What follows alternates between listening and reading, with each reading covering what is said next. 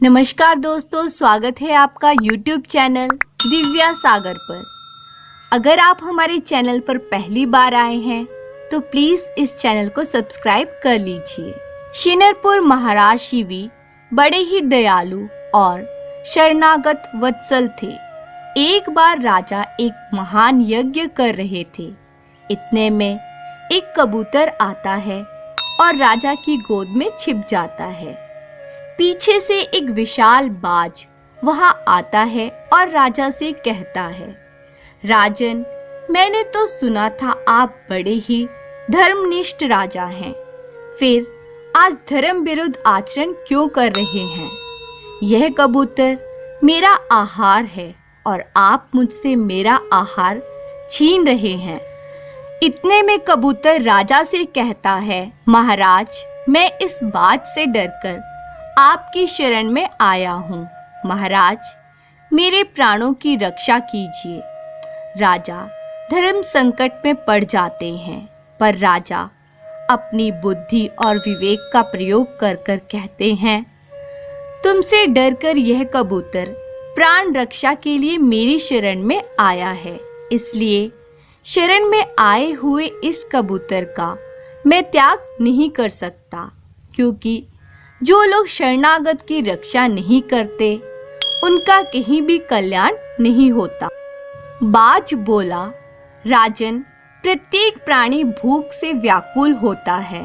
मैं भी इस समय भूख से व्याकुल हूँ। यदि मुझे इस समय यह कबूतर नहीं मिला तो मेरे प्राण चले जाएंगे। मेरे प्राण जाने पर मेरे बाल बच्चों के भी प्राण चले जाएंगे। हे राजन, इस तरह एक जीव के प्राण बचाने की जगह कई जीव के प्राण चले जाएंगे। राजा ने कहा, शरण में आए इस कबूतर को तो मैं नहीं दे सकता। किसी और तरह तुम्हारी भूख शांत हो सकती हो तो बताओ। मैं अपना पूरा राज्य तुम्हें दे सकता हूँ। पूरे राज्य का आहार तुम्हें दे सकता हूँ। अपना सब कुछ तुम्हें दे सकता हूँ, पर यह कबूतर तुम्हें नहीं दे सकता।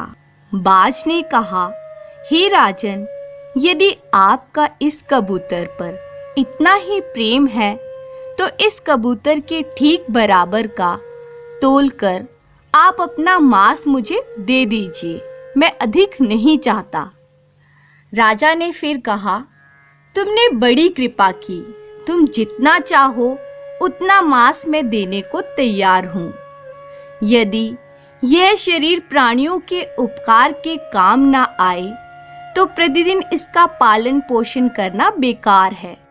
हे बाज, मैं तुम्हारे कहे अनुसार ही करता हूँ।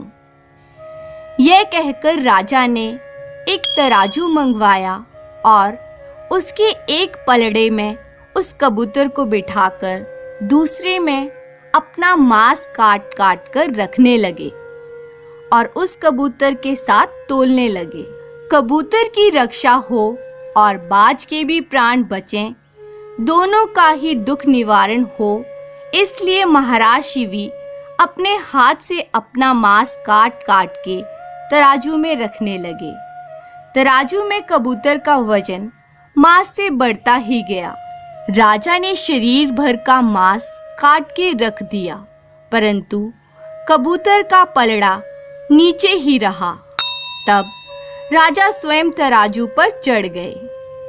जैसे ही राजा तराजू पर चढ़े, वैसे ही कबूतर और बाज दोनों ही अंतर्धान हो गए और उनकी जगह इंद्र और अग्नि देवता प्रकट हुए। इंद्र ने कहा, राजन, तुम्हारा कल्याण हो। और यह जो कबूतर बना था, यह अग्नि देव जी हैं। हम लोग तुम्हारी परीक्षा लेने आए थे। तुमने जैसा दुष्कर कार्य किया है वैसा आज तक किसी ने नहीं किया।